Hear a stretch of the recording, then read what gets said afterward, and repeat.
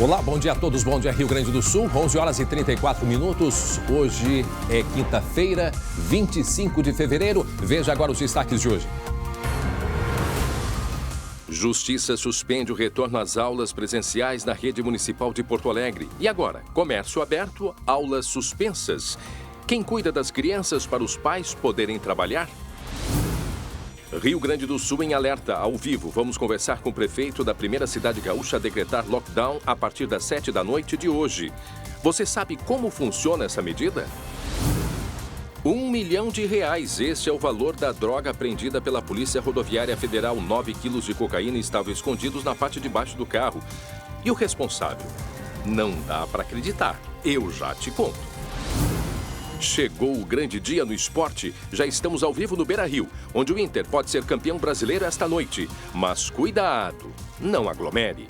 O SBT Rio Grande, a sua companhia na hora do almoço, pedindo para que você se cuide nesse momento grave da pandemia, já está no ar.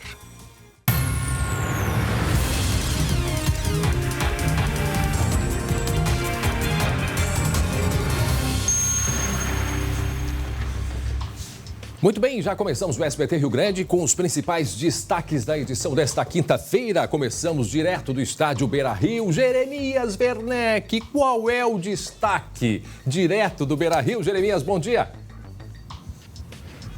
Bom dia, André. Bom dia para todo mundo que está com a gente. O destaque não poderia ser outro. O Beira-Rio recebe Inter e Corinthians. É hoje que o Inter pode terminar com esse jejum de 41 anos sem conquistar o Campeonato Brasileiro. Lá no fundo tá o Figueiredo e o Manga erguendo o título de 75. Além desse jogaço, a gente vai falar daqui a pouco sobre os planos da cidade, do município aqui e do Inter para evitar aglomeração. Dá para torcer, deve torcer o CK, mas com cuidado, sem aglomerar. Daqui a pouco eu trago mais detalhes, André. Ok, até já, obrigado. Jeremias Werneck, vamos até o centro de Porto Alegre, ao Paço Municipal. Lucas Abate, bom dia, o teu destaque, Lucas. Bom dia, André. Já estou aqui na Prefeitura de Porto Alegre, onde a gente vai conversar ao vivo daqui a pouco com o prefeito Sebastião Melo. Na pauta da nossa conversa, questão da suspensão das aulas, a abertura do comércio e também a série de reuniões que a Prefeitura está realizando. Será que vem anúncio importante por aí, André? Vamos aguardar. Daqui a pouco o Lucas Abate conversando, portanto, com o prefeito de Porto Alegre, Sebastião Melo. Vamos à região da Serra. Guilherme Fadanelli, bom dia. O teu destaque, Guilherme. Bom dia, André. Nós vamos falar de um crime que chocou Caxias do Sul. O assassinato de um jovem de apenas 21 anos, André. Mas esse assassinato foi dentro da empresa onde ele estava trabalhando. Daqui a pouquinho eu conto melhor essa história. Até já, obrigado, Guilherme Fadanelli, 11h37. Bom dia, Luciane Coman. Oi, Lu.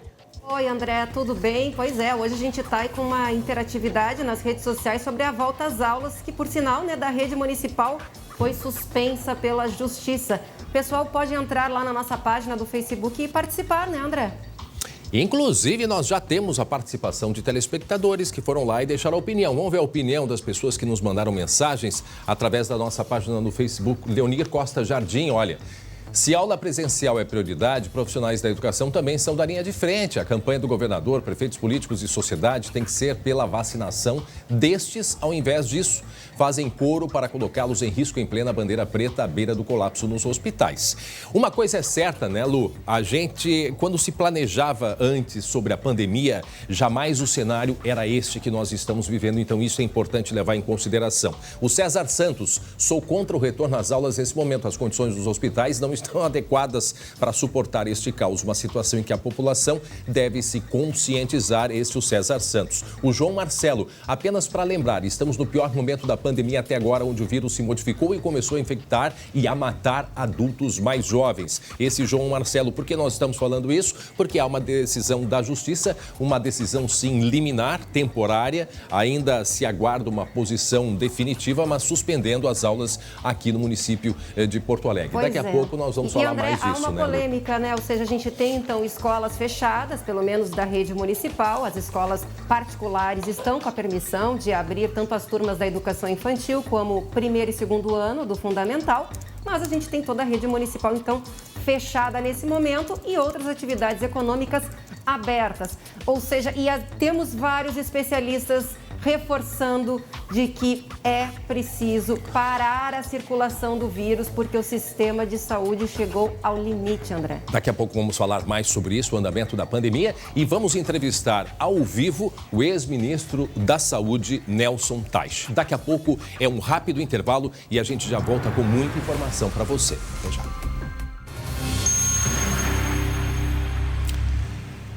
Muito bem, já estamos de volta com o SBT Rio Grande, agora 11 horas e 43 minutos. Um recado muito importante para todos. Em tempos de bandeira vermelha, de bandeira preta, nós temos certeza que nada preocupa mais você quanto a sua saúde e a saúde da sua família. E equilibrar saúde e possibilidades financeiras é um grande desafio, correto?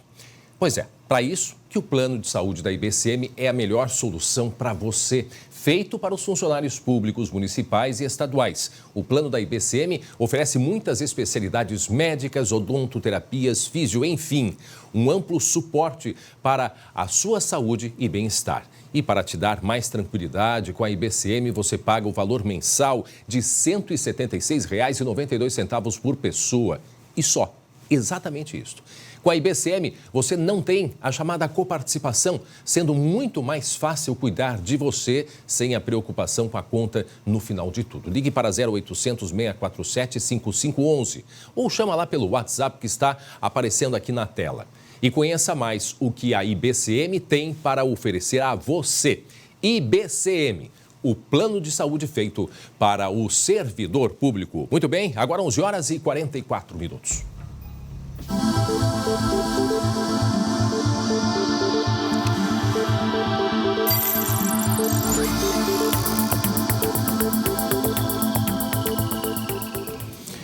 Bom, Lu, é importante a gente atualizar os números, né? É muito difícil para a gente fazer isso porque é muito preocupante a situação que nós vivemos em todo o Rio Grande do Sul. Nesse caso, temos os números aqui de Porto Alegre, Lu, onde a gente consegue acompanhar nesse momento, só para entender para o telespectador aqui. Me ajude aqui, por favor. Nós temos aqui, ó, as emergências, os hospitais, nessa coluna aqui, ó. Aqui, ó. A coluna aqui, os hospitais aqui em Porto Alegre. Na coluna de baixo, né? Esses aqui, os pronto atendimentos aqui em Porto Alegre.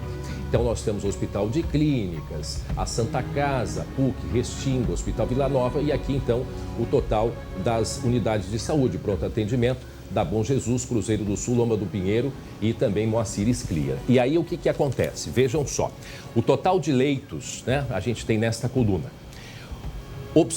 Observação internados. Vejam que nós temos 256 pessoas com Covid neste momento internados em observação. Aguardando UTI, isto só nos hospitais, 67 pacientes, mais 26. Mas, lá André... nos pronto atendimentos, chegando a 93 aguardando UTI. André, agora só para dar uma complementada no outro sistema da prefeitura, porque aí tem só parte dos hospitais. Quando a gente coloca todos os hospitais, inclusive os privados, o número de pacientes com Covid ou não Covid na emergência aguardando UTI é de 147, mais os da UPA, que nesse momento são 26, né? É verdade. E a gente observa, então, por esses números apresentados que, como salientou a Lu, aqui eles não são completos, mas de qualquer forma, Lu, são números assustadores. Vemos que a lotação, somando hospitais e pronto atendimentos, já chega aí a quase 150%.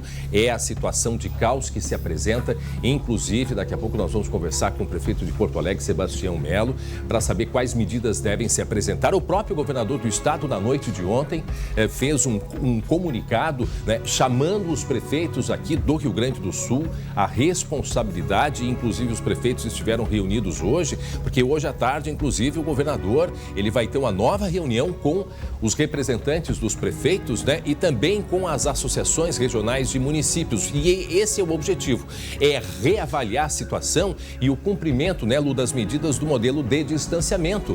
Era um período atrás, era uma situação a pandemia e era uma projeção. Hoje a situação ela está bem mais grave. Se é a nova cepa, né, ou não, a situação ela é grave e os hospitais estão em esgotamento, hospitais, os pronto atendimentos. Como dissemos ontem à noite, o governador Eduardo Leite divulgou nas redes sociais um vídeo em que pede que os prefeitos adotem medidas rígidas, como, por exemplo, a suspensão geral de atividades. Vejam só.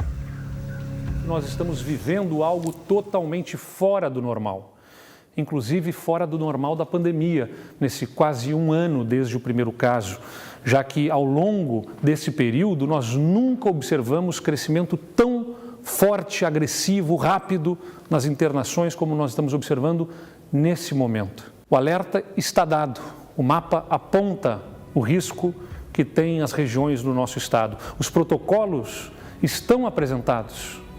Apliquem na proporção da gravidade que o momento exige.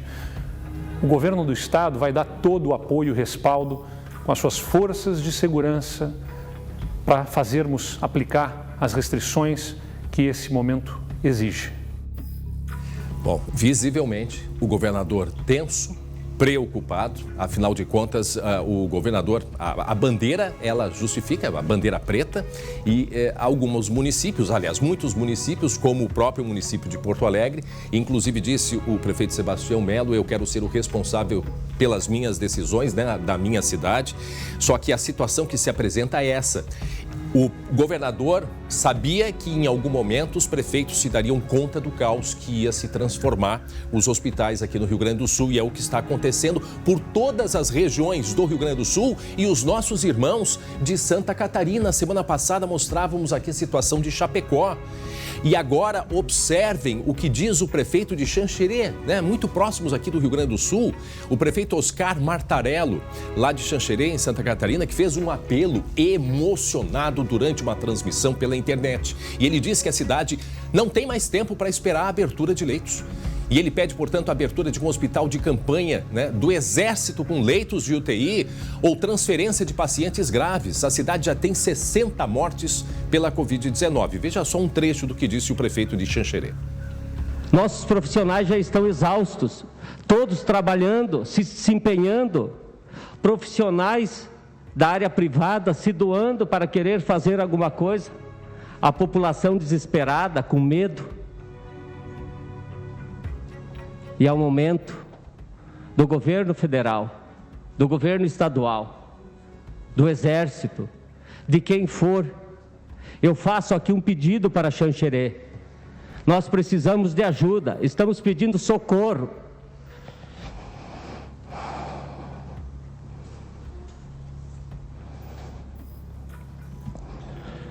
Nós fizemos esse pedido para o Brasil.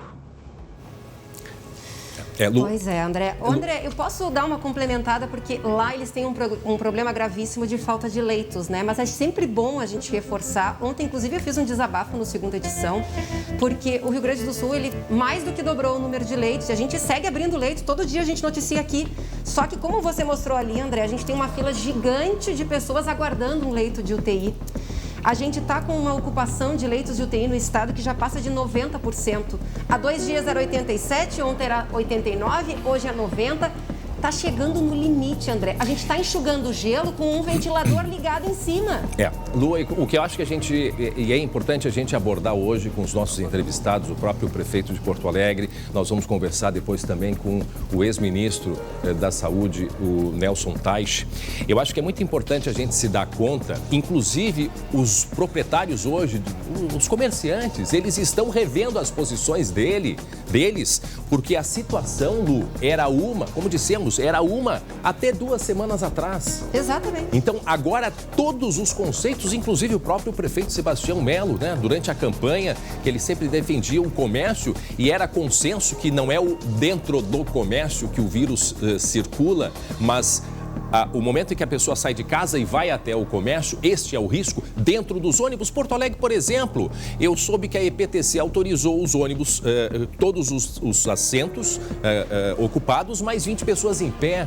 Então, assim, como que dentro do ônibus não vai ter o risco de transmissão? E nós não estamos querendo assustar, nós não estamos buscando manchetes, muito pelo contrário. A gente tem o difícil dever de trazer com transparência essa informação para você que nos acompanha, com toda a responsabilidade do que é o nosso trabalho, mas com a notícia sendo mostrada o que está acontecendo neste momento aqui no Rio Grande do Sul. Se é nova cepa, se não é nova cepa, se foi no Carnaval, se foi no Réveillon, a questão agora ela já está em segundo plano. O que é primeiro plano é uma solução imediata, porque há pessoas morrendo, há pessoas esperando leito, há pessoas sem ar, porque já se tem preocupação com falta de oxigênio e no interior do estado a situação já mostramos em Seberi e outros municípios da dificuldade que se tem. Então, repete a situação no interior, né, André? Exatamente. Um dos médicos de Xanxerê, ele disse o que a gente vem falando, Lu, aquela imagem do que acontecia na Amazônia, aquela imagem dos hospitais lotados lá na região, no norte da Itália, em Bérgamo, está acontecendo já aqui no sul do país. E a gente parece estar anestesiado, né? A gente não vê aquela mesma mobilização, a mesma indignação.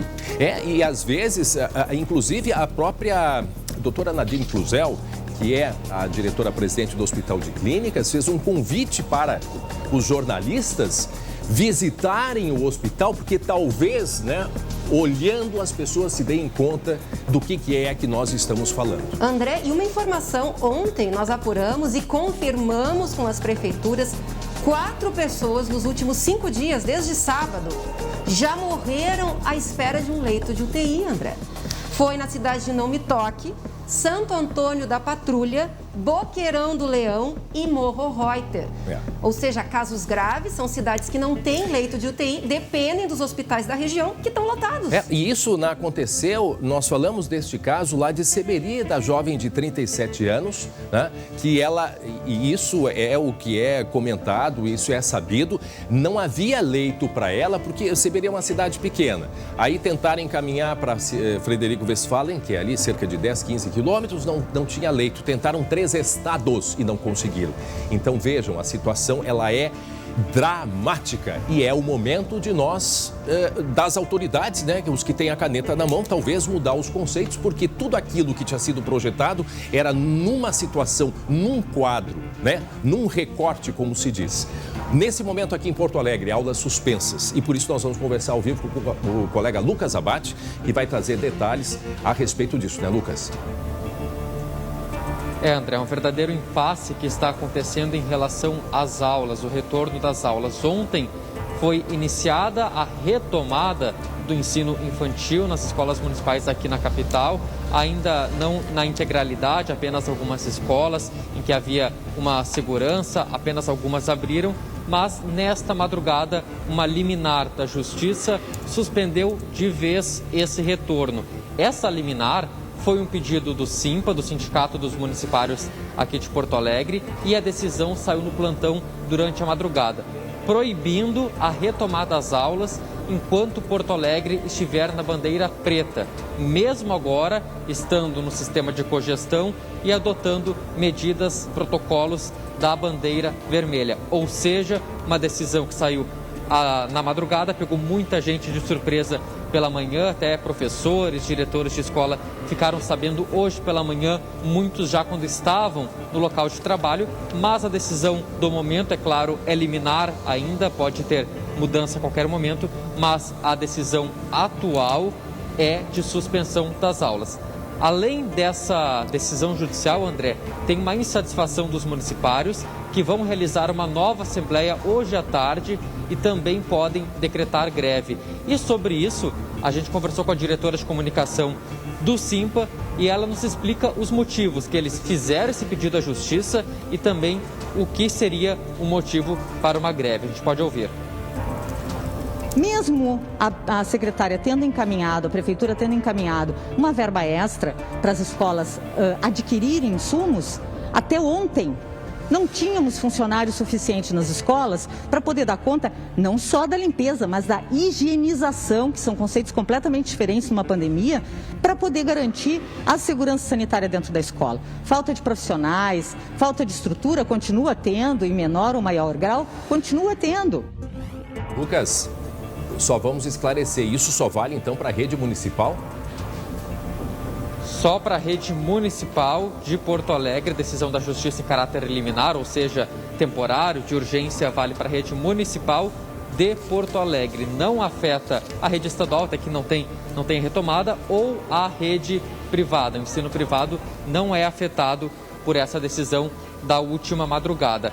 André, vale reforçar essa informação. Além da decisão judicial, tem a informação de uma possível greve sendo decretada a partir da tarde de hoje. Então, digamos assim, são dois impeditivos para um possível retorno das aulas. Os pais, professores têm que ficar bastante atentos, porque, até como disse a própria diretora do Simpa para a gente, é uma situação analisada de hora em hora. A cada momento eles estão analisando o cenário e vendo o que vai ser feito. Então, tudo pode mudar a qualquer momento.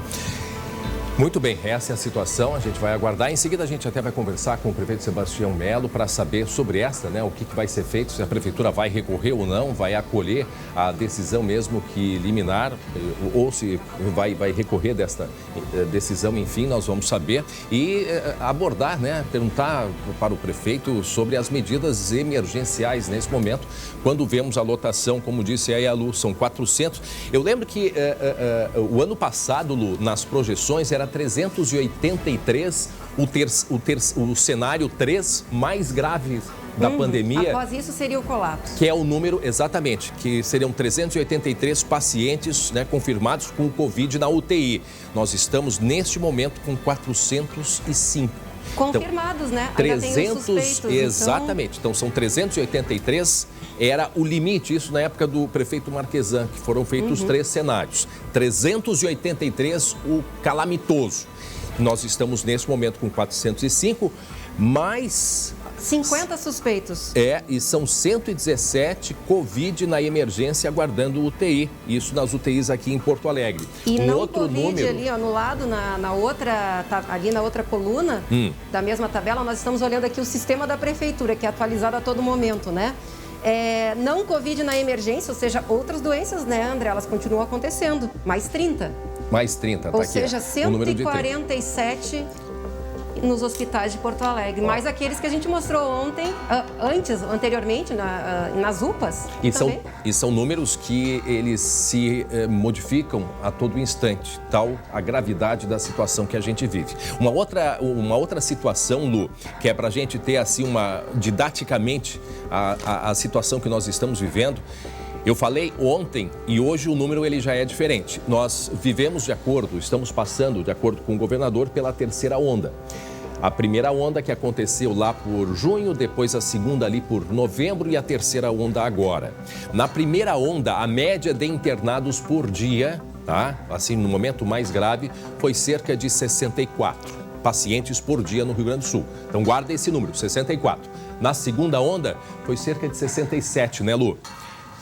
A terceira onda, que é agora, já passou para 200. Ontem era 170, mas agora a média é de 200 pacientes por dia internados em emergência. Então vejam, 60, 64, 67, 200.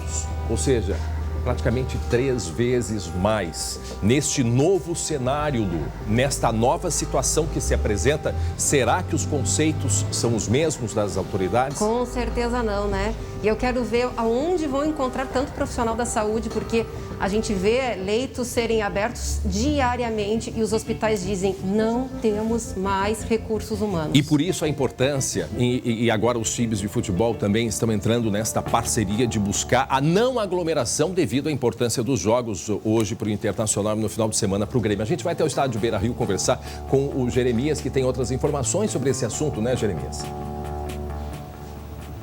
André, Lu, todo mundo que está com a gente, eu já começo dizendo para vocês que eu tenho uma boa notícia, tá? Isso tem sido raro nesses dias, né? Mas eu tenho uma boa notícia. Quer ver? Eu vou mostrar para vocês a boa notícia. Fato, mostra aqui pra gente. Isso aqui, André, é o finalzinho do Parque Marinha do Brasil, tá?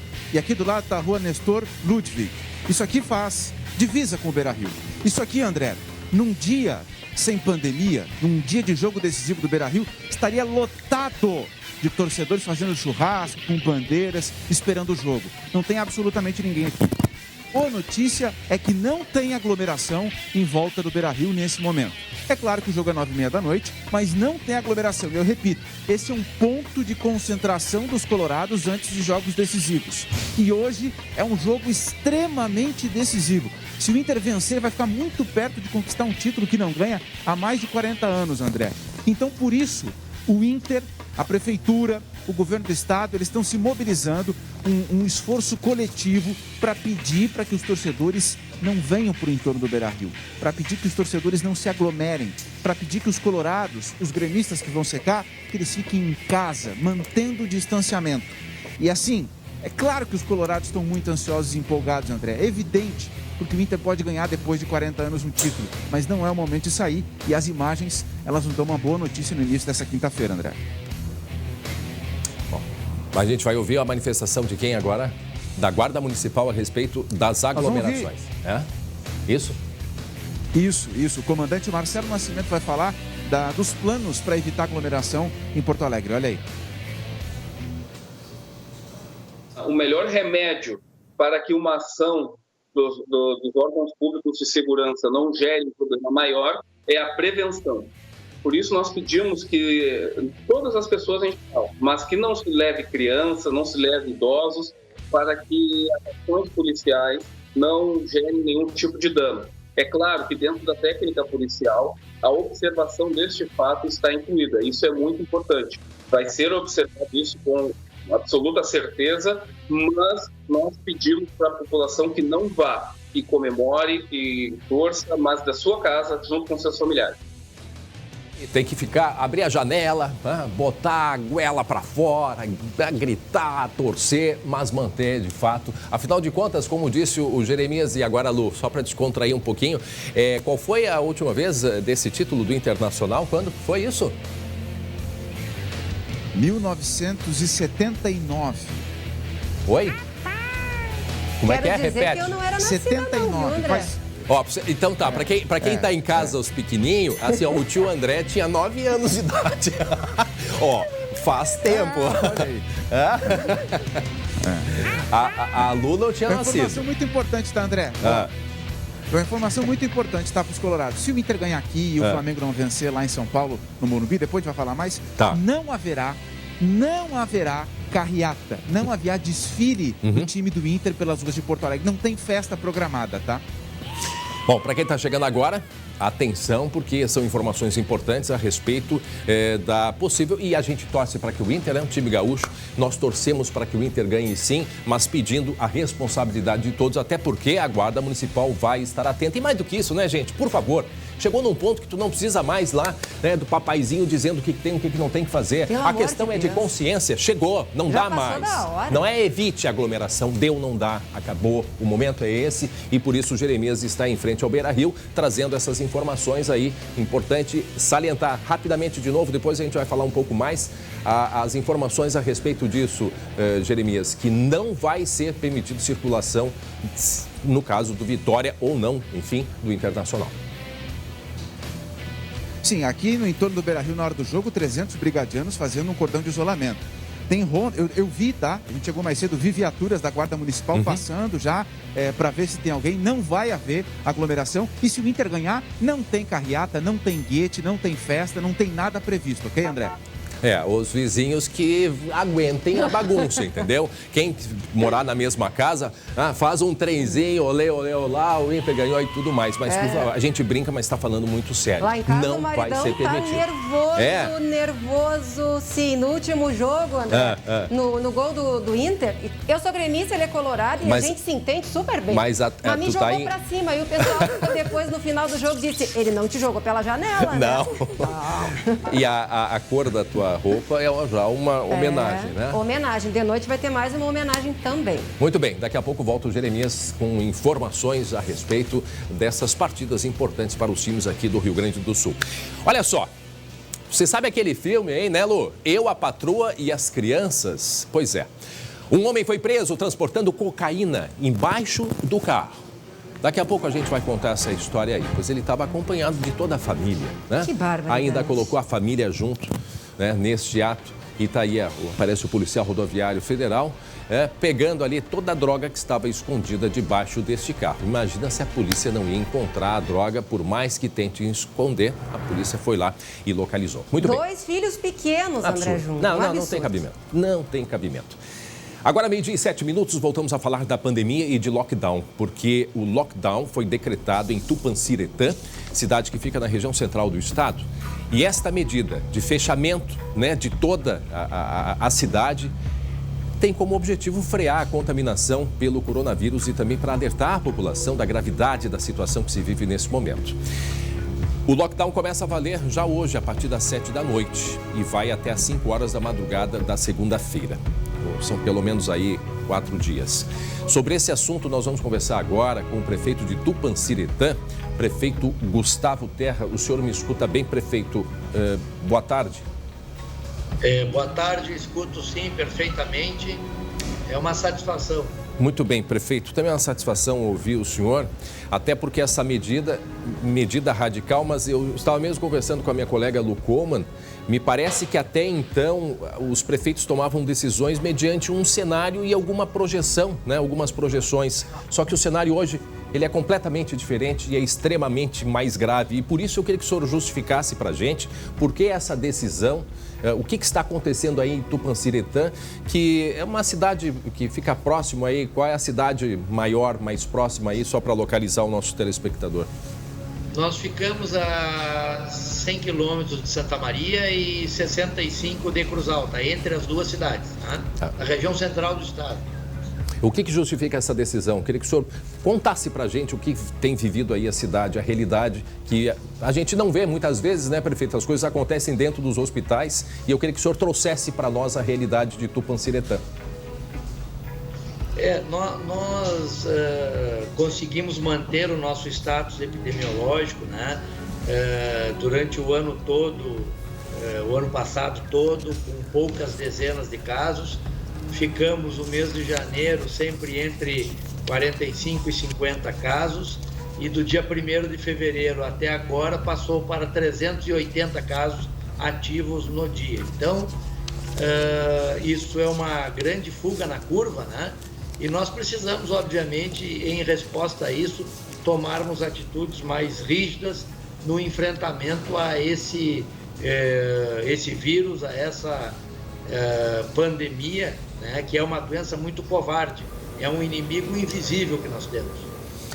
E aí então esse lockdown, o que vai significar o lockdown? Vai ser uma restrição de circulação ou vai ser de fato o chamado lockdown, inclusive proibindo que as pessoas circulem, prefeito? O lockdown começará hoje às 19 horas e terminará nas 5 horas de segunda-feira, dia 1º. O que vai ser permitido?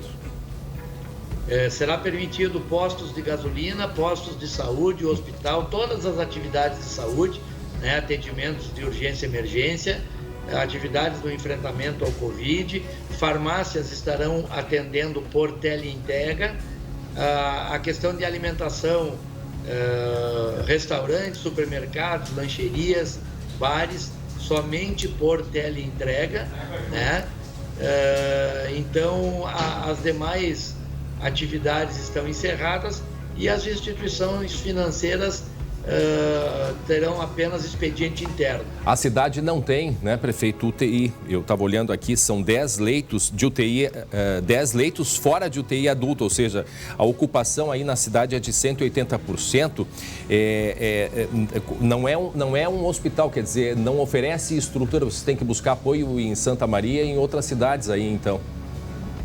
O nosso hospital ele é de baixa e média complexidade. Nós temos, na verdade, 16 leitos de capacidade instalada, leitos de convênios, destinados a convênios. Sim. E esses leitos, eles têm oscilado aí de 50 a 120% de lotação. Eu vejo aqui que agora, pela informação que eu tenho, pela Secretaria da Saúde, de 10 leitos, tem 18 ocupados nesse momento. A minha colega Lu Coleman e também meu colega Lucas Abate vão fazer perguntas para o senhor. Lu.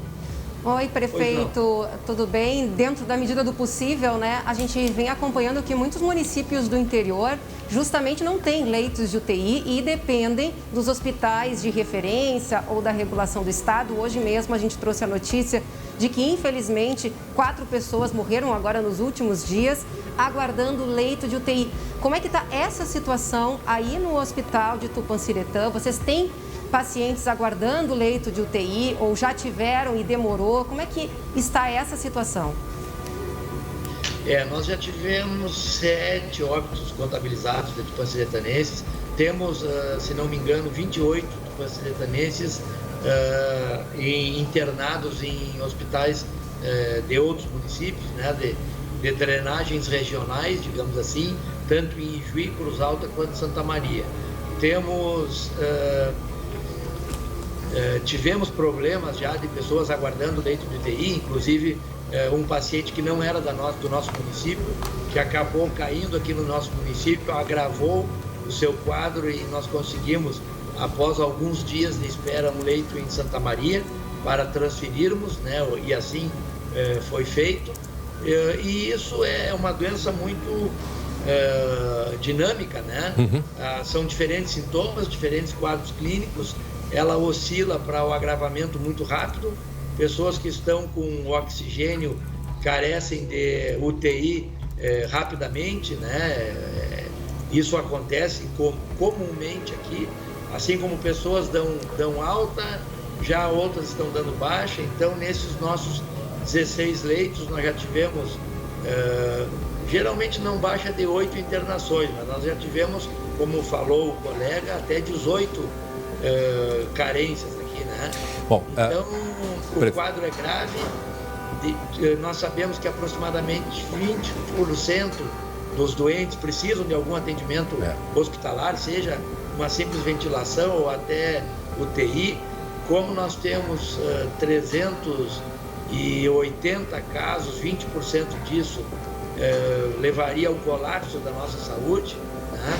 Então, visando combater, né, esse avanço enorme que nós tivemos na doença, nós criamos esse lockdown proibindo o trânsito, né, a circulação de pessoas, bem como a aglomeração e, obviamente, controlando o uso de máscara em toda a comunidade tupanciretana nos demais dias. Meu colega Lucas Abate. Prefeito, boa tarde. Aqui na região metropolitana se tem uma dificuldade de se fazer uma restrição um pouco maior porque as cidades são muito próximas. Sei que no interior é um pouco mais tranquilo de fazer isso, mas da mesma forma, como é que está a conversa com os municípios vizinhos mais próximos para tentarem adotar medidas no mesmo sentido? Pela minha ciência, eu acredito que essa medida nós fomos os precursores na região, mas eu tenho já contato com alguns prefeitos que não poderão escapar disso, né? Também adotarão essas medidas. Hoje me chegou uma denúncia de que alguns jovens que usualmente se aglomeram nas avenidas centrais da nossa cidade já estão combinando de irem nesse final de semana fazer festa em Santa Maria, por exemplo. E eu já estou em contato com o prefeito de Santa Maria para adotarmos medidas em conjunto para impedirmos esse tipo de situação, né? E o que vai acontecer, prefeito? Por exemplo, se vocês pegarem um ônibus saindo, provavelmente vai ter um controle na cidade, nas saídas da cidade, eu imagino que tenha, não sei. Mas sobre a multa, o senhor pretende de fato multar o cidadão? E quanto vai ser essa multa? Ou ela é apenas assim uma manchete e não vai ser efetivada? Isso que eu queria saber. Já foram multados mais de 10 mil reais aqui nesses últimos dias. Essa verba será utilizada... Isso dá quantas pessoas? Nós temos o valor chamado VRM, que é o valor de referência do município, que é R$ 140,95. Certo. A multa parte de 2 VRMs para a não utilização da máscara e na reincidência vai dobrando, né? Então é 2, 4, 8, 16, 32, essa é a multa para cada pessoa que não usa máscara. Essa verba será utilizada para compra de testes e medicamentos no combate ao Covid. Quem descumprir o lockdown, a multa parte de 1 VRM e assim dobrando sucessivamente, né? E aí, prefeito, assim, só uma dúvida, por exemplo, se eu precisar circular ou quiser sair de Tupanciretã, vocês vão fazer barreiras sanitárias na saída da cidade? A pessoa vai ter que apresentar uma comprovação do porquê está na rua, por exemplo? Lembrando que o lockdown começa hoje às 7 da noite e vai até às 5 da manhã de segunda-feira. Lembrando, o primeiro lockdown nesta fase grave aí da pandemia, o primeiro lockdown no estado. E, inclusive, outros prefeitos já mudaram, estão mudando o conceito e achando que o caminho é esse. Em seguida, nós vamos falar. Exatamente. Como eu falei, nós somos precursores. Essa atitude requer bastante coragem, né, por parte dos gestores, mas ela se faz muito necessária e até me manifesto dessa maneira aos demais colegas do Executivo dos demais municípios, se faz necessária, apesar de drástica, porque estamos tratando aqui da preservação da vida, né, da sobrevivência nossa, dos nossos entes queridos e dos demais munícipes, cuja responsabilidade é dos gestores, né? Então, é muito necessário esse tipo de atitude e quanto mais em conjunto for com os municípios, melhor é a maneira que nós teremos de regular a entrada e saída dos nossos munícipes, né? Tanto em trânsito intermunicipal quanto vindo do interior dos nossos municípios. Bem, Lucas, rapidamente para encerrar alguma questão, Lucas? Por aqui encerrado, André. Muito bem. Prefeito, eu agradeço muito ao senhor por ter conversado com a gente, aí o prefeito de Tupanciretã, cidade da região. É região central aí no estado, né, prefeito? Ou já considera-se norte? É central, né? É central ao noroeste. Gaúcho, noroeste, né? Mas certo. Centro-noroeste gaúcho. Tá certo. Prefeito Guerra, muito obrigado por ter conversado aqui com a gente. Portanto, a partir de hoje, né, Alô, das 19 horas, Tupanciretã fecha as portas, já estão multando, né? Infelizmente, tem que multar para cuidar da própria saúde, a que ponto que se chega. Mas isso não é só aqui, não. Isso tem acontecido pelo mundo. A diferença é que, além de anunciar a multa, se multa de fato. E não é pouca coisa, não. Na França é 170 euros. Que aí hoje multiplica vezes 5, o valor da multa, inclusive, para você sair de casa. Você tem que ir na internet, tem que imprimir um documento, assim faziam na Itália também, e esse documento você anda com ele. A partir do momento que tu é abordado na rua, pergunta por que está na rua, pega o documento e apresenta. Ali tá, ok, resolvido. Na Alemanha também, assim, eu tinha calculado, acho que eram uns R$800, assim, fazendo a conversão. Exatamente, mas aí é cobrado, não tem essa de ter aquela coisa, de fazer a onda que vão multar e não multar. Não, a coisa funciona e é multada. E mais, tu não pode se distanciar, varia de 2 a 5 quilômetros, dependendo do país, da sua casa. Então, a coisa de fato funciona. Mas, André, eu acho que o exemplo aí do prefeito de Tupanciretã, viu, é o primeiro de muitos que devem vir por aí. Ontem, lembra que o Vanazzi, prefeito aqui de São Leopoldo, disse que iria, inclusive, cobrar um lockdown regional aqui na Grande Porto Alegre. Mas, olha, as coisas, a gente pode ter notícias nesse sentido até o final do dia de hoje, porque vários prefeitos, ontem mostramos o prefeito de São Leopoldo, Ari Vanazzi, falando que, de fato, ele queria, foi voto vencido, mas aquela coisa, assim, está incomodando todo mundo. O próprio prefeito, que é o presidente da FAMURS, né, o prefeito Maneco Hassen, também queria o lockdown. Nós temos aí a fala, porque teve uma reunião já hoje, uma pré-reunião e depois à tarde uma reunião com o governador para tratar deste assunto. É o Ari Vanazzi que falou sobre a reunião, prefeito de São Leopoldo. Vamos escutar o que ele falou sobre essa reunião.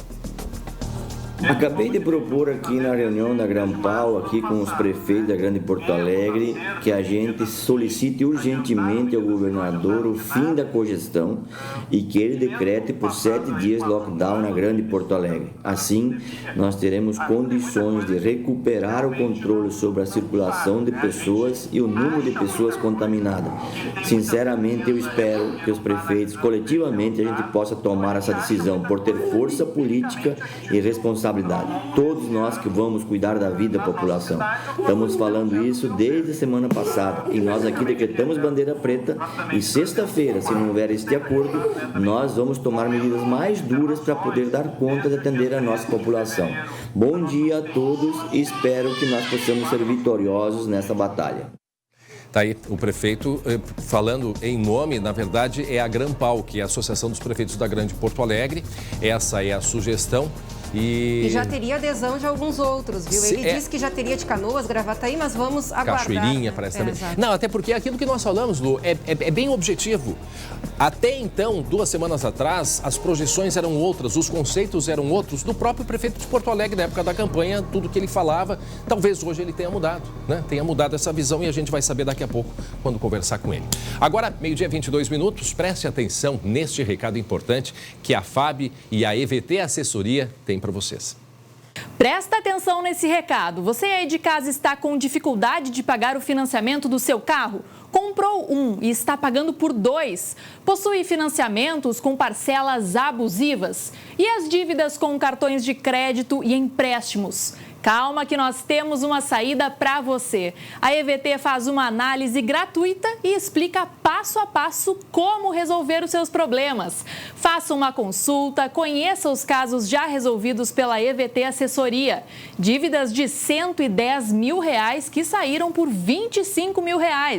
Você pode reduzir suas dívidas de cartão de crédito, veículos e também empréstimos. Mas tem que ligar agora. Olha aqui na tela o número 51 3391 3852 ou manda um WhatsApp para 51 99770 2864. A EVT Assessoria vai sim te ajudar a resolver todos os seus problemas, então ligue agora. Muito bem, 12:23, atenção, porque a Polícia Rodoviária Federal prendeu um traficante que transportava pasta base de cocaína, pasta base de cocaína em Vacaria, lá nos campos de cima da serra. E quem tem informações é a Lu Coma, né, Lu? Pois é, André, e olha só, se não bastasse ele estar cometendo um crime de tráfico de drogas, o homem colocou a família no meio disso tudo. Para variar, a gente já noticiou várias vezes, fazer o quê? Disfarçar, né? Passar despercebido, do tipo, tô aqui com a minha esposa, 2 filhos pequenos, André, estavam dentro do carro. Ele estava nesse Renegade ali na BR-116, chegando em Vacaria. É um homem de 33 anos, morador de Vacaria. A polícia suspeitou, parou o carro. Quando começou a analisar, e eles já sabem normalmente onde é que a droga está escondida, né, André? Viram que estava embaixo do veículo. Os agentes, então, encontraram 9 quilos de pasta base de cocaína, que é aquela matéria-prima, né, derivados para várias substâncias, como própria cocaína em pó, enfim, há uma série de substâncias. E de acordo, então, com a Polícia Rodoviária Federal, se esse material tivesse sido comercializado, aí poderia ter rendido para os traficantes mais de R$1 milhão. Bom, aí a polícia foi lá e foi olhar no sistema. Não era apenas passagem por tráfico que esse indivíduo tinha, não. Ele também tem passagem por furto, porte ilegal de arma, violência doméstica. Esse homem de 33 anos foi encaminhado para a polícia, lá para a delegacia de Vacaria, e o carro ficou, então, à disposição da justiça. Mas, mais uma vez, né, André, a gente já noticiou aqui até uma vez um traficante que estava com dinheiro sem procedência dentro da mochilinha da filha. A gente já noticiou. Então, tem de tudo. Eles tentam de tudo, né? Tentam de tudo. E assim, alô, sem ser pego. Agora para tu ver, a despreocupação com a própria família é tanta, que em plena pandemia, né? Olha só, eu falando aqui de pandemia, mas quer dizer, isso nem passa pela cabeça. Quer dizer, o negócio é ali, tentar disfarçar, tentar fazer aquele teatro, como se tivesse ele, a mulher e os filhos, né? E aí, rapidamente, a Polícia Rodoviária conseguiu prendê-los. Uma pena essas crianças, né? Eu fico imaginando. E presenciar tudo isso, porque para uma criança ver, né? Uma criança numa hora dessas, que horário foi isso? Né? Isso foi tarde da noite. Exato, deveria estar descansando, né? Tá dentro do seu lar sendo cuidada, tendo que enfrentar uma situação como essa, quer dizer, é terrível. E infelizmente isso é muito comum acontecer. Muito bem, 12:26 agora, 26 graus a temperatura neste momento. Olha só, preste atenção agora nessas imagens de um jovem de apenas 21 anos. Ele foi morto a tiros, né? A queima-roupa. Isto dentro do local de trabalho. Esse crime foi ontem à tarde em Caxias do Sul. A gente já pode subir a serra? Já podemos subir a serra conversar com o colega Guilherme Fadanelli, que tem informações do que tragédia é essa? O que aconteceu, Fadanelli? Boa tarde. Oi, André, boa tarde. Tragédia mesmo, viu? Essas imagens, elas chocam tanto pela violência como pela ousadia desses bandidos que invadiram o local de trabalho da vítima. Henrique Camícia tinha 21 anos e estava trabalhando em uma serralheria no bairro Diamantino, que fica na zona leste aqui de Caxias. De acordo com testemunhas e também com imagens que nós temos aí para mostrar, 4 bandidos chegam num carro, André, e aí 3 deles descem do veículo e vão em direção à empresa. Chegando ali na área de trabalho, eles encontram, de acordo com essas testemunhas, 6 funcionários e eles mandam esses funcionários se ajoelhar. Que isso? Isso aí é... E isso a gente vê, é um ritual, não? Fazer a vítima se ajoelhar. Parece aqueles países ainda que fazem como condenação à morte. Meu Deus do céu, que coisa mais horrível isso, Fadanelli. Pois é, André, a gente vê as imagens e elas chocam, né? Porque a gente vê a vítima, o Henrique, então ajoelhado na frente de um dos bandidos e ele acaba aguardando um outro criminoso vir ali no local e esse segundo criminoso acaba tirando a arma de dentro da calça e dispara primeiros tiros contra o Henrique. Na sequência, já o outro comparsa também atira. De acordo com a polícia, foram cerca de 10 tiros a queima-roupa no Henrique. Depois esses bandidos fugiram, André, fica toda a situação ali, a polícia foi acionada e hoje de manhã eu conversei com o delegado responsável aqui pela Delegacia de Homicídios aqui de Caxias. Ele disse que o Henrique não tinha antecedentes criminais, era ficha limpa, André. Além disso, tinha uma filha pequena, uma companheira, enfim, segundo o delegado, aparentemente uma pessoa do bem que levava uma vida normal. A polícia está trabalhando com 2 linhas de investigações, eles não abrem muitas informações para não prejudicar até as diligências que estão sendo feitas nesta quinta-feira, mas uma das hipóteses aí que a gente conseguiu apurar é que o Henrique possa ter sido confundido com outra pessoa. Né? Meu Deus do céu, o que eu queria dizer era a condenação, quem é condenado à morte, né? É uma cena que faz se ajoelhar, né? E ali o momento que esse jovem, qual é a idade dele? 21 anos, é isso? 21 anos. Isto ontem à tarde, em Caxias do Sul, no trabalho, na serralheria. Chegaram ali os homens, mandaram se ajoelhar ainda com requintes, né, Lu? Requintes ali de crueldade. Um rapaz, 21 anos, com a ficha limpa. Que horror. Ficha limpa. Muito provavelmente, segundo a investigação, ele pode ter sido confundido. Com quem poderia ter sido confundido? Isso a polícia que vai agora ter que descobrir, deve estar investigando certamente. Quer dizer, é terrível a situação. Que coisa absurda. E alguma relação com o tráfico ou também a polícia não pôde passar isso, hein, Fadanelli? A polícia ainda não passou essas informações, André. Eu acabei conversando com o delegado, até insistindo um pouco, mas ele disse que hoje o dia foi reservado para as diligências e qualquer informação que eles nos passassem a mais do que já foi passado, isso poderia prejudicar as investigações e até chegar nos autores do crime. Por isso ainda é mantido muita coisa em sigilo, mas claro, a gente deve ter aí entre hoje e amanhã novidades sobre esse caso. Até mesmo porque a gente tem falado aqui, Fadanelli, da situação do tráfico lá na região da Serra, né? Na região toda aí, né? Só Caxias, toda a Serra nos últimos tempos. Temos mostrado aí a relação muito forte, inclusive conversamos com o vice-governador, delegado Ranolfo, a respeito disso. A escalada, né, André, da violência na Serra Gaúcha é impressionante, né? Toda semana a gente traz aí um novo caso de homicídio.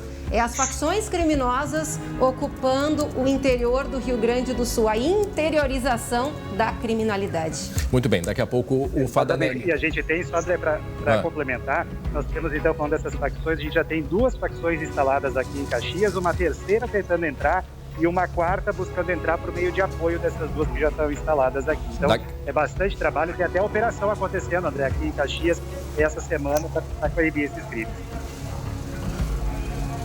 Muito bem, daqui a pouco o Fadanelli volta então com outras informações, mas a respeito da pandemia na região da Serra. Bom, atenção, tem um recado importante para todos vocês. Olha só, quem tem celular pré-pago sabe que recarga boa, qual que é? É aquela que te dá um monte de benefícios, não é verdade? Com o TIM Pré-Top é bem assim. Com uma recarga de R$30, você tem 7 GB de internet para aproveitar o mês todo. Como assim, André? Quantos giga? 7. Não está errado, não. São 7 mesmo. São 4 GB de internet da oferta para usar como você quiser e 3 GB de bônus fidelidade. Além de ligações ilimitadas para todo o Brasil e o WhatsApp para falar com quem quiser. Com o TIM Pré-Top, você aproveita 7 GB por R$30 e fica sempre conectado. E ainda pode concorrer a carros, motos e prêmios incríveis no aplicativo TIM Mais Vantagens. É só baixar o aplicativo, recarregar o seu TIM Pré-Top e pronto, já está concorrendo. Se você ainda não é TIM, puxa vida, está esperando o quê para mudar? Compre o seu TIM Pré-Top no ponto de venda mais próximo e tenha todos esses benefícios aí válidos por 30 dias. Saiba mais em tim.com.br/pré-top. Muito bem, agora 12h32. 7 estados brasileiros vivem o pior momento da pandemia. O Rio Grande do Sul é um deles. Em uma semana, nós somamos aí mais de 11 mil mortes. Como que isso poderia ter sido evitado, se é que poderia ter sido evitado? Nós estamos sim vivendo um replique da segunda onda da doença. Rio Grande do Sul estaria, segundo o próprio governador, na terceira onda. Bom, não sabemos.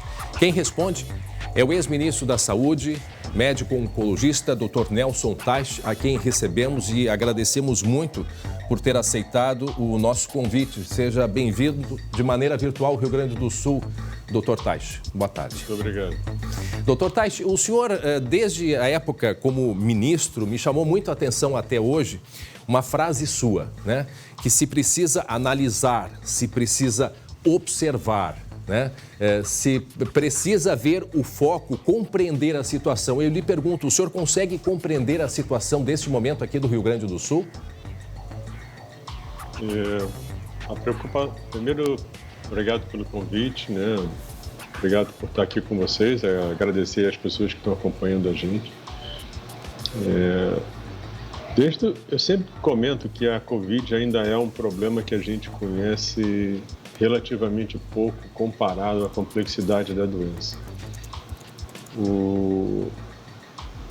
A gente não dá para a gente tentar adivinhar o que vai acontecer, sabe? Porque o que a gente vê é uma doença que vai cada hora trazendo uma novidade, alguma coisa que... Dinâmica, nesse momento, a minha grande preocupação são as variantes. Eu acredito que a gente possa estar vivendo essa realidade de uma segunda onda que parece um pouco o que aconteceu no ano passado, quando você tem aquele quadro bem grave em Manaus. Aí depois aquilo vai se espalhando pelo Brasil, depois a gente tem um alívio aí da situação e agora a gente volta, começa por Manaus. Eu até coloquei um gráfico aqui, eu não sei se dá para a gente mostrar, só para a gente ter uma ideia. Eu tinha que colocar, vê se está na tela. Agora sim, ok, dá para compreender. Não estou vendo a tela, mas... Não, estamos vendo. O que acontece aí? Deixa eu até então ver por aqui, porque vocês botaram... Então, basicamente, essa linha maior que vai até lá em cima, isso aí é Manaus, Amazonas. Tá. A de baixo é Rio Grande do Sul. Certo. Então, isso não quer dizer que o Rio Grande do Sul esteja bem. Com toda a sobrecarga do Rio Grande do Sul, olha a diferença entre Amazonas, Manaus e Rio Grande do Sul. Isso é para a gente entender o potencial dessa doença. Se a gente olhar o gráfico do Amazonas de Manaus, a gente vê que o segundo é muito maior do que o primeiro, o pico, Já começou a descer. Então, a grande preocupação hoje, a gente pode tirar da tela, eu não estou vendo a imagem, mas eu conheço o gráfico. Sim. A grande preocupação hoje é que a gente possa ter uma situação semelhante espalhando pelo Brasil. Porque a gente percebe ali, ministro, que a laranja, vamos botar a linha laranja, ela está começando a ascendência, Aqui, que significa Exatamente. O Rio Grande do Sul. Então, essa é a preocupação da explosão de casos, porque aqui, ministro, o senhor deve ter notícias já de hoje, nós estamos na lotação, Já há médicos tendo que escolher quem vai para o respirador. Quer dizer, aquele quadro que a gente via na Itália, mesmo na Amazônia, ele está se repetindo aqui. E aí a pergunta, o que fazer?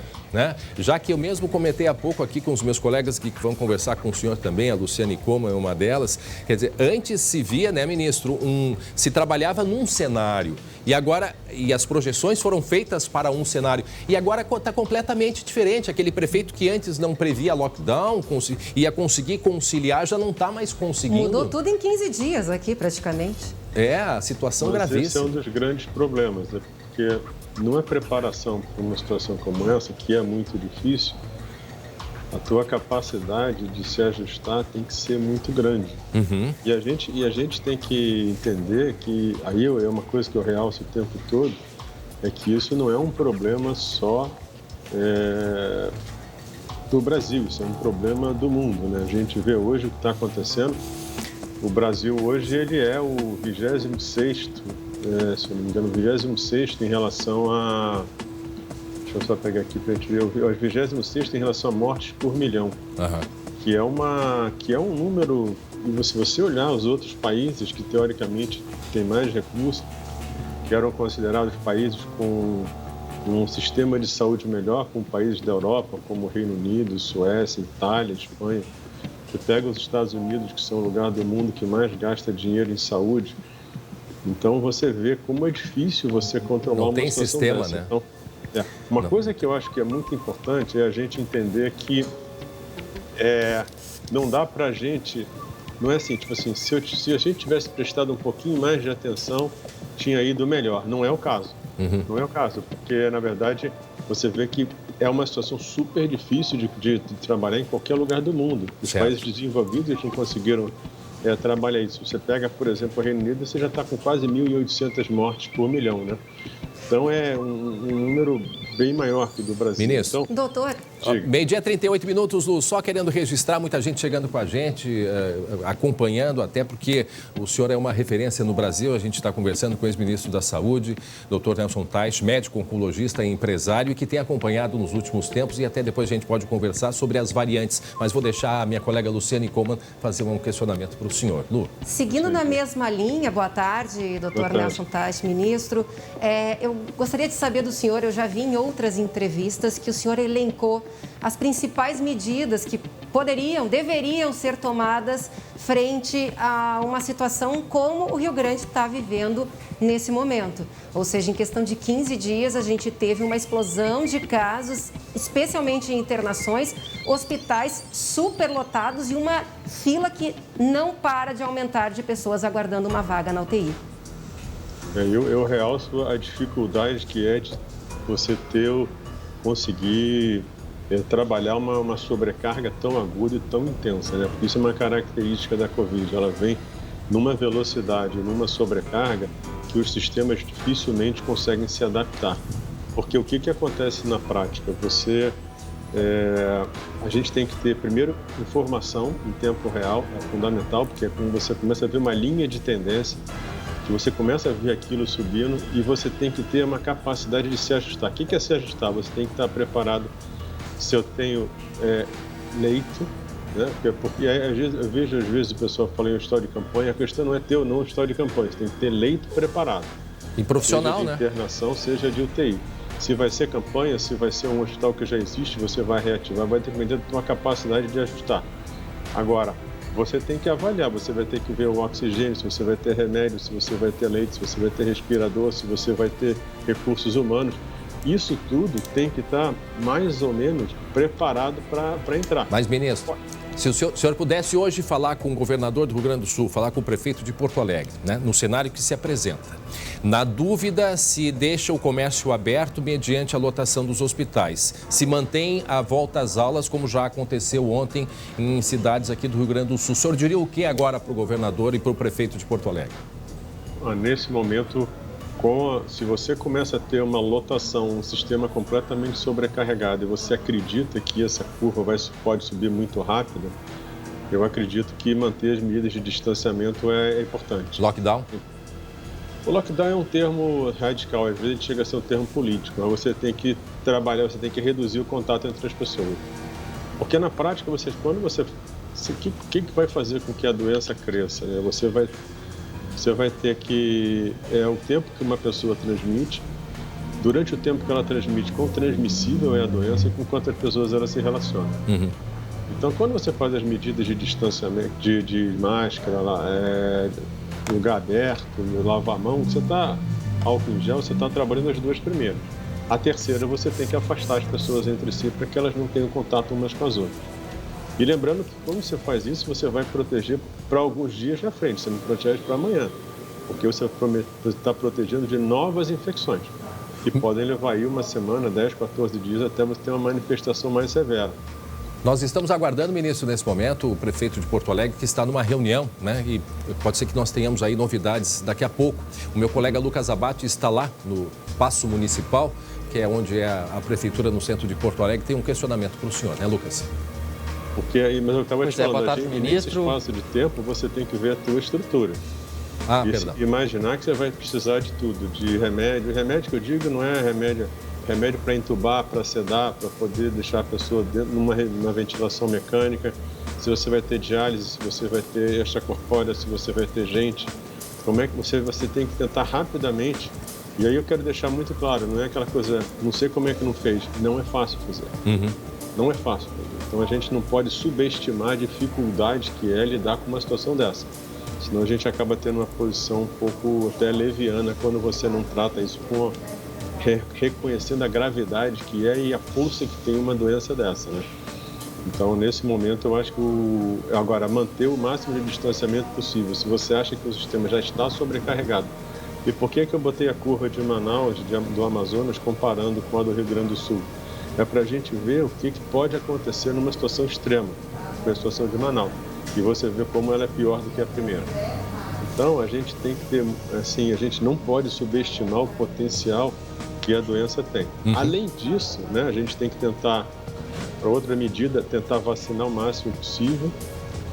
Idealmente, a gente tem que tentar trazer um programa de mapeamento do genoma o mais intenso possível para a gente entender qual é a proporção das diferentes, se é do vírus original, se são as variantes. Isso vai ter impacto, talvez, na vacinação também, como é que as vacinas vão funcionar. Quer dizer, não deixar o vírus se modificar, né, ministro? Não dá mais tempo para o vírus se modificar, né? Até porque não se tem certeza se essas novas variantes aí, qual é a eficácia da vacina, né? Elas aparentemente funcionam, pelo menos para doença grave. É difícil de dizer, porque quando você pega... A gente teve um dado fantástico publicado ontem, que foi esse trabalho que está sendo feito da Pfizer com Israel, né, onde a gente vê um impacto enorme da vacinação no caso de casos novos, de doença grave, tudo isso, até de transmissão está se falando.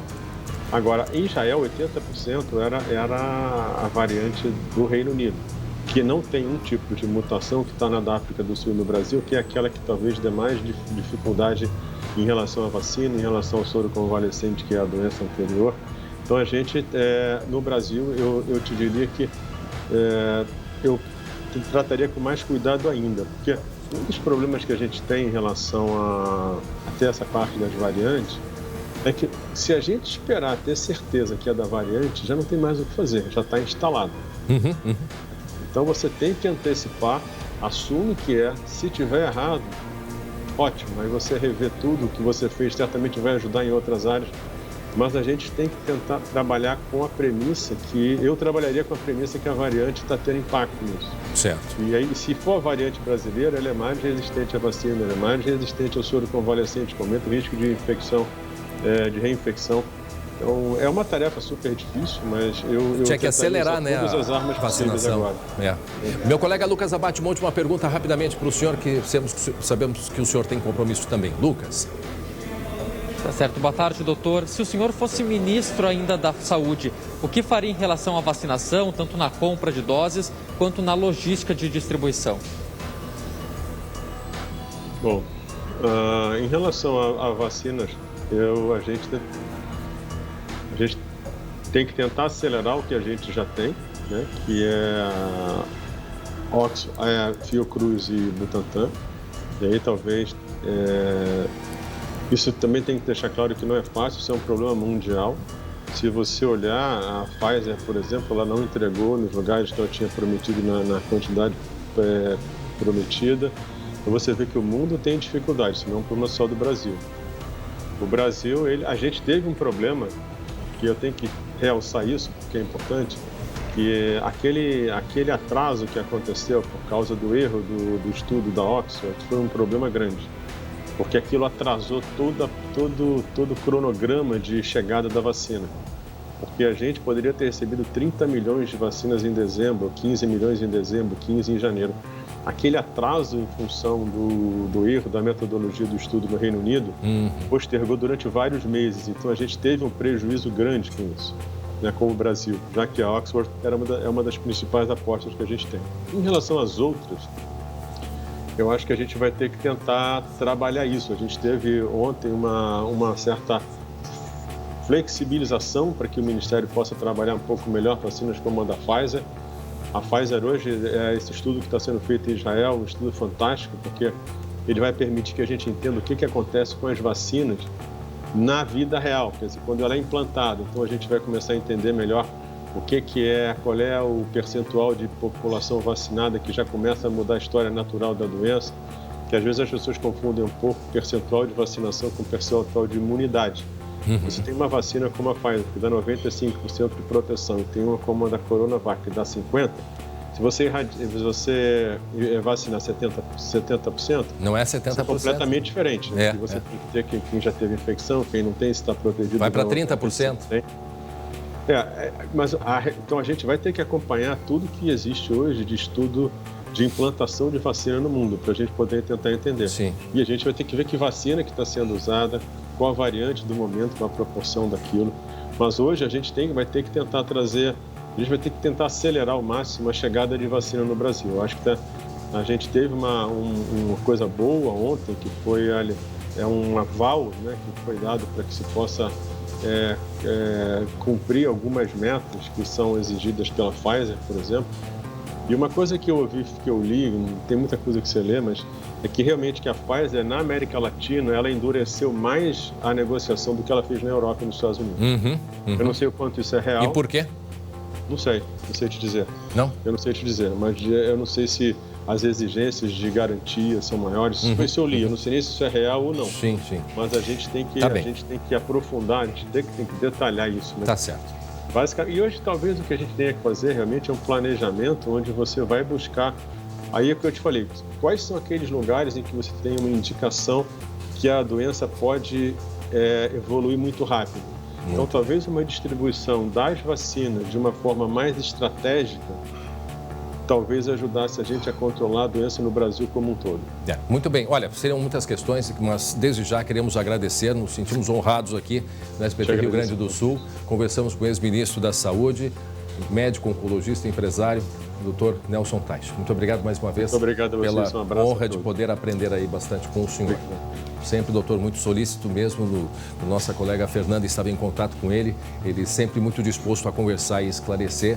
Agradecemos aí essa oportunidade. Agora, Lu, acho que o momento que ele se apresenta, e eu quero que quem está em casa me acompanhe com muita atenção. O momento que se apresenta dessa mudança, dessa explosão de casos, nada mais importante que a gente olhar com cuidado. Já se aprendeu muito sobre a pandemia, principalmente os cuidados aqueles básicos e que muita gente esquece, relaxa e tudo mais. A Lúcia Pelanda, que é reitora da UFSPA, que é a Universidade Federal aqui de Ciências da Saúde de Porto Alegre, ela é epidemiologista, ela fez uma publicação nas redes sociais relembrando e atualizando, né, essas questões, os cuidados neste momento aí que a gente vive de pandemia. Então a gente pouco a pouco vai mostrando algumas dicas, né, algumas orientações que eu acho que é muito válido, como por exemplo, né, lembrando, a gente pode, é uma aposta para diminuir o risco, nada é 100%. Então por isso que se todos fizerem, o risco vai ficar muito menor, e isso é importante. Por exemplo, máscaras ajustadas, cobrindo bem a boca e o nariz, né, Lu? Como a Lu tá fazendo ali, com toda... Tem gente ainda com o nariz de fora, André. Não, o pior é o seguinte, é o cara quando vai entrar na loja, aquela coisa que eu chamo a máscara cenográfica, né? É aquela que tá no bolso aqui assim... Aí ele entra ainda, eu preciso usar, ele tira do bolso aquela coisa suja. Tudo completamente errado, gente, completamente errado. É a mesma máscara que ele usa a semana inteira, tá ali, ó. Aí a orientação, a máscara tipo PFF2. Nem todo mundo tem condições de comprar essa máscara, né? Mas a máscara, mesmo essas caseiras de pano, usadas com cuidado, guardando, né? Como eu faço com as minhas. Eu guardo as minhas máscaras, por exemplo, aqui, ó, num saco plástico. Né? E o pessoal, os meus colegas já começam a rir porque eu sou cuidadoso e eu acho que tem que fazer o correto. Quer dizer, a máscara higienizada está aqui. Certo, tá claro, aqui dentro, tá certo. tá fechadinha. Amanhã a gente deve ter uma entrevista aqui, viu, André? Falando sobre isso, sobre as máscaras. Seria ótimo. Então essa é uma das dicas. Fique longe das pessoas. O melhor jeito de fazer isso é ficando em casa, né? Distanciamento, 2 metros. Né? Ó, se você precisa sair, planeje bem suas saídas para fazer tudo no menor tempo possível. Aí ela diz, pega um ônibus, desce 2 paradas antes de casa. Imagine como se a pessoa estivesse fumando. Então, aquele jato, né? aquela fumaça que sai, é como se fosse a nuvem quando uma pessoa espirra. Eu sei que tem gente rindo nesse momento, os colegas gostam de rir, porque eu sou extremamente rigoroso e sou, só que essa é a realidade e as pessoas estão morrendo. Sim, e ela fala, né, apelando a Lúcia, que isso se chama redução de danos, redução de riscos. Eu preciso tomar um ônibus, pegar um ônibus, então vamos reduzir os riscos. Eu preciso ir até o local, vamos reduzir os riscos. Evitar o que é evitável. Por exemplo, o soquinho, né? O soquinho, com todo respeito a quem faz, e eu já vi familiares meus fazendo, se vai dar o soquinho é como se estivesse dando a mão. Então, assim, ó, precisa dar o soquinho, precisa o cumprimento, toque a toque, corpo a corpo. Agora não é a hora disso ainda. Exato. Infelizmente não é. Então tem que se ter esse cuidado, sim. Todo mundo relaxou, né, André? A gente assume isso. Todo mundo começou, primeiro era o cotovelo, depois era o soquinho. Agora não dá mais. Não dá. 2 metros no mínimo. Então essas já algumas... A transmissão é pelo ar. Essencialmente pelo ar. Mantendo todos os outros cuidados, vamos estar reduzindo ainda mais os riscos. E durante aí os próximos dias a gente vai aos poucos relembrando, porque de fato é extremamente importante. Os números estão assustadores. Muito bem, 12h53, diferente das outras vezes, né? Hoje você não vai conhecer a história de uma pessoa que estudou no Senai. Hoje, né, Lu, a gente vai mostrar uma unidade do Senai que está fazendo o maior sucesso. Vejam só.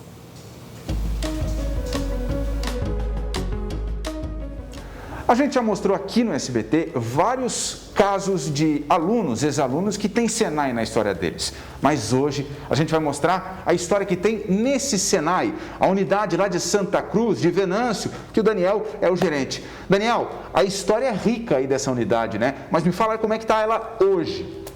Embora a pandemia traga algumas dificuldades, o Senai de Santa Cruz ele vive um momento muito feliz, né? Porque, inclusive, nesse ano, né, esta unidade completa 70 anos de história e a gente costuma dizer, especificamente, que o Senai de Santa Cruz do Sul, a história dele se confunde com a do município. A unidade fica no bairro chamado Senai e muito do mercado de trabalho e desenvolvimento do mercado industrial da região passou pela escola lá de Santa Cruz do Sul e de Venâncio Aires.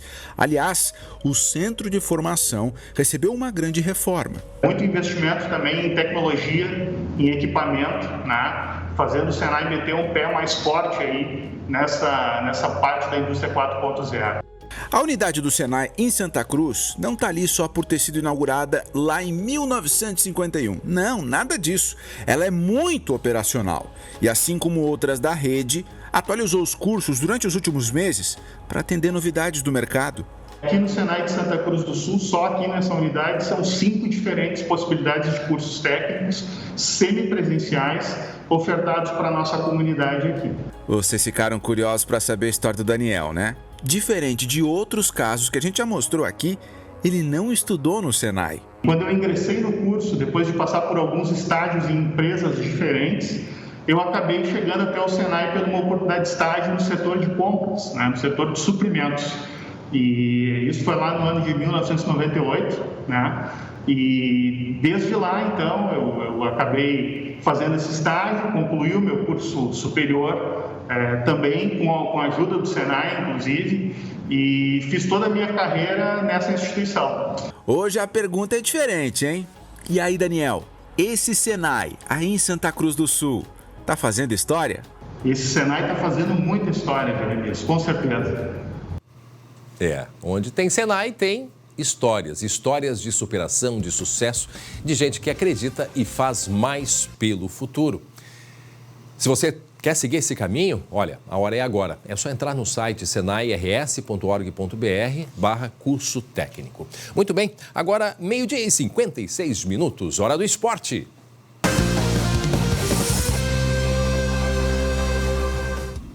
Para Biscoito Zezé, carinho que vem de família, meus irmãos Matheus Schenck, sem soquinho, sem nada disso. E cadê o Jeremias Werneck? Eu quase destruí a mesa aqui. Jeremias! Destruiu. Aparece aí, Jeremias. Jeremias está ali. Inclusive, o Jeremias estava me falando que está rolando homenagem dos torcedores do Internacional para o pai do Alisson, né? O pai do Alisson Muriel, que acabou morrendo afogado. Jeremias, pode mostrar um pouquinho para nós, né, Jeremias? Claro, Schenck. Olha só, vem cá, o Pato vai mostrar pra gente. A gente estava passando aqui na estátua do Fernandão e aí a gente se deparou com um botão de rosa. Olha só que legal. Singela homenagem da torcida do Inter, alguns torcedores. E tem o cartãozinho ali, né? Dizendo que Deus tem um propósito e sabe de todas as coisas. Seu José Becker teve o falecimento confirmado na noite de ontem, início da madrugada, 57 anos. Ele morreu afogado numa barragem lá na propriedade da família Becker, em Lavras do Sul, né? Mais ou menos 300 quilômetros aqui de Porto Alegre, Schenck. Então tá aqui a homenagem de alguns colorados pro Alisson e pro Muriel, né? O Muriel tá no Fluminense, mas ele começou aqui. O Alisson está no Liverpool da Inglaterra, mas começou aqui, todo mundo sabe. Exatamente, uma informação triste, né? Infelizmente, a morte do José Agostinho Becker. Lili, me confirma aí, já temos o link em São Paulo? Temos, então nós vamos direto para São Paulo, porque o Campeonato Brasileiro hoje se decide em duas cidades. Em Porto Alegre tem Inter e Corinthians, mas o Inter também está de olho em São Paulo e Flamengo, que jogam no Morumbi. E lá no CT do São Paulo, Centro de Treinamento do São Paulo, na Barra Funda, está o nosso Gudrian Neufert, que vai trazer mais informações. O torcedor colorado pode confiar nesse São Paulo, Gudrian? Pode sim, boa tarde, Jeremias. A gente está aqui acompanhando a concentração do São Paulo. O time está concentrado desde ontem. E o São Paulo vai ter um reforço importante hoje para tentar estragar a festa flamenguista no Morumbi. Simplesmente Daniel Alves, que cumpriu suspensão automática, está de volta ao time. Ele que é o camisa 10 do São Paulo e o capitão do São Paulo. Vale lembrar que o São Paulo precisa da vitória para garantir vaga no G4, o grupo de 4 times que vão direto, né, à fase de grupos da Libertadores na próxima temporada. Então, a vitória interessa e muito ao São Paulo que contratou o argentino Hernan Crespo para ser técnico na próxima temporada. Hoje ele vai ficar apenas nas cadeiras, acompanhando o time que vai ser comandado por Visoli. Por outro lado, o Flamengo terá um cara que conhece demais o Morumbi, simplesmente Rogério Ceni, vai comandar o time da Gávea, o rubro-negro carioca, que vai em busca do seu 8º título brasileiro. O Flamengo depende só de si. Se vencer, será campeão. O problema é que o Rogério Ceni precisa quebrar um pequeno tabu. Ele, como técnico, jamais venceu o São Paulo. Foram 7 jogos, 5 derrotas e 2 empates. O Flamengo vem completo ao desfalque do William Arão e do Diego Alves, que já aconteceu contra o Inter, se repete hoje, mas o time vem praticamente completo com o Rodrigo Caio, o outro ex-São Paulino, na zaga. Eu volto com vocês aí, Jeremias. Noite de muita emoção hoje. André, Jeremias.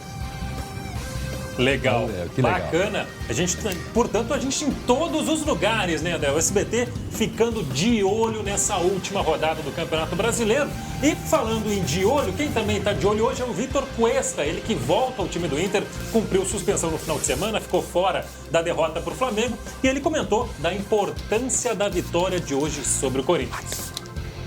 A gente tem que fazer nossa parte, tentar ganhar em casa e depois esperar ver o que acontece no jogo do São Paulo e Flamengo, mas primeiro a gente tem que conquistar esses 3 pontos aqui no Beira-Rio. Bacana.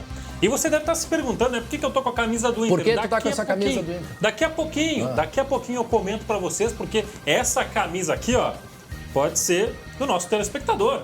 Ah, é? Não é para mim, não é para mim, não é para você também, André. Não posso, não posso. Não pode. Não sei se entraria em você, hein, André? Ela é muito grande, né? É muito grande, exatamente. Ô, Jeremias, o Internacional hoje com novidades na escalação, né? A gente pode mostrar a escalação enquanto você fala aí, Jeremias.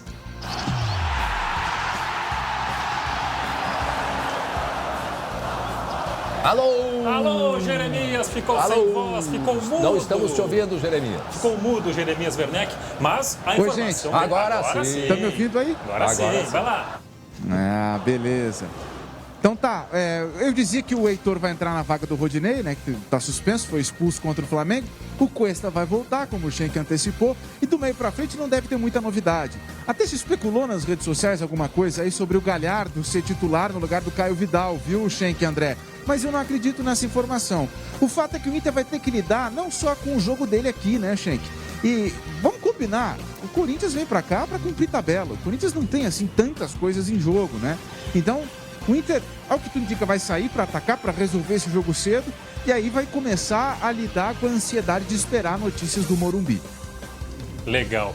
E hoje, além de Inter e Corinthians e São Paulo e Flamengo, hoje também tem Grêmio, né? O Grêmio enfrenta o Bragantino fora de casa, em Bragança Paulista. Mas um detalhe, o Grêmio vai com o time todo reserva. Nem o Renato Portaluppi viajou, André. O Renato ficou em casa, Jeremias. Ficou em casa para ver se ele resolve, se renova esse contrato ou não, né? Nós vamos ter que fazer um bolão aqui, viu, Schenck? Se fica ou não fica. O André eu já sei que diz que o Renato não vai ficar. Não fica. Bacana. Só para encerrar, André, essa camisa aqui, ó, semana que vem você vai descobrir como você pode ganhar essa camisa lindíssima do Esporte Clube Internacional. Quando só? Quando? Semana que vem. Só semana que vem? Semana que vem. Puxa. Até lá eu posso usar. Eu quero usar do Grêmio e do Inter, né? Não é que seja colorado. Vamos devagar. Ninguém disse nada. Eu sou dos dois. Eu sou dos dois. É verdade mesmo. Ninguém acredita, mas é verdade. Eu tenho carteirinha dos dois, eu vou trazer. Tá bom. Eu tenho carteirinha do Senai, eu tenho a carteirinha do Inter e do Grêmio. Eu vou trazer, Fica sim. o compromisso para trazer, compromisso meu.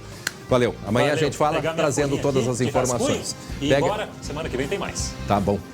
E amanhã, então, todas as informações, afinal de contas, né, Jeremias Werneck? Amanhã é um dia muito importante para a gente contar a história aí do Internacional. Obrigado, Jeremias. Muito bem, gente, agora 1h03. Na Serra, a bandeira preta restringiu atividades e tem provocado protestos de empresários. Ontem teve manifestação em Bento Gonçalves, não é mesmo? Guilherme Fadanelli. Valeu. Oi, André. Pois é, cerca de 50 empresários e profissionais de bares e restaurantes lá de Bento se reuniram no fim da tarde, ali no trevo da Pipa Pórtico, para protestar e pedir a volta da cogestão na íntegra, o que, segundo eles, permitiria a abertura de bares e restaurantes até às 11 horas da noite e com a presença de público. Os empresários argumentam, André, que teleentrega e PagLeve não sustentam as contas dos empreendimentos. Para chamar a atenção dos órgãos públicos, eles fizeram pequenas paradas no trânsito para exibir os cartazes e as faixas. Os proprietários temem ter que fazer novos cortes tanto nos empregados como também a possibilidade de fechar os empreendimentos, André. Pois é, e a gente recebe aqui a informação que o prefeito Melo, que estava aí a conversar com a gente, nós sabíamos que dependia, né, do andamento da reunião, agora no início da tarde vai fazer um pronunciamento a respeito de medidas emergenciais dentro do processo de cogestão de enfrentamento à Covid. Não sabemos, né, Lu, se tem alguma determinação para o comércio. É a grande questão, que é o assunto que o Fadanelli nos traz de Caxias. Mas o próprio setor, o próprio comércio, né?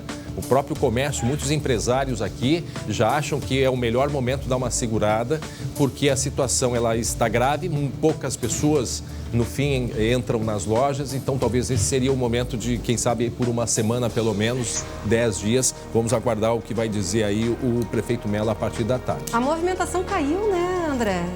Tem loja, serviços aí que 50%, 60% a menos. E aí, Fadanelli, que mais tem aí informações da Serra? Falando dessa questão da cogestão e do respeito às regras, aqui em Caxias, desde ontem, André, está valendo uma nova norma e que quem for pego sem usar máscara, promovendo aglomerações ou até estabelecimentos abertos depois das 8 horas da noite, nesses casos o flagrante pode ser levado para a delegacia da Polícia Civil, autuação por crime contra a saúde pública. Vamos ouvir o secretário de Urbanismo aqui de Caxias. Esses estabelecimentos que realmente não querem entender, não estão engajados na situação da prevenção, né, do combate ao Covid-19 e não estão tendo nenhum critério, né, nenhuma mínima, né, com aqueles estabelecimentos que já estão cumprindo, que estão adequados, que estão seguindo as regras, nada mais certo do que endurecer as penas, né, endurecer a fiscalização, endurecer as multas, né, as sanções e sim, em função do 268 do Código Penal, que há essa prerrogativa, né, encaminhar a delegacia e que essa pessoa também responda judicialmente, criminalmente. É a maneira, André, que a Caxias achou para evitar o lockdown por aqui.